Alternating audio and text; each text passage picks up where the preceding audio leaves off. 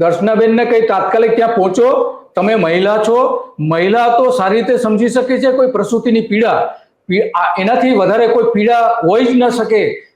આ દર્શનાબેને ખરેખર તો ત્યાં પહોંચીને તાત્કાલિક જે પુલ મંજૂર થઈ ગયો છે, એનું બજેટ મંજૂર થઈ ગયું છે, એનો કોન્ટ્રાક્ટ પણ આપી દેવામાં આવ્યો છે, પણ પુલ બનતો નથી. 3 વખત એનું ખાતમુહૂર્ત થઈ ગયું છે. ઉમેશે જે કહ્યું એ પ્રમાણે તો આ શરમજનક છે. ભૂપેન્દ્ર પટેલની સરકાર માટે શરમજનક છે, નરેન્દ્ર મોદી માટે પણ શરમજનક છે, કારણ કે ગુજરાતના છે અને ગુજરાતના પ્રશ્નો ઉકેલવા એમની પહેલી ફરજ છે. કારણ કે તમારા નામે લોકો મત આપે છે, તમારી જવાબદારી બને છે કે કેમ અહીંયા જે ગામના લોકો છે એની સરળતાથી આવજાવ ન કરી શકે, એને રસ્તા ન મળી શકે, પીવાનું પાણી ન મળી શકે, આરોગ્યની સુવિધા ન મળી શકે, શાળા ન મળી શકે. આટલી જે 4 મહત્વની જે જવાબદારીઓ તમારી છે, નરેન્દ્ર મોદીની છે, ભૂપેન્દ્ર પટેલની છે, અને એની પહેલા જેટલા પણ મુખ્યમંત્રી આવી ગયા હોય, કોંગ્રેસના હોય, ભારતીય જનતા પાર્ટીના હોય કે બીજા કોઈ પક્ષના હોય,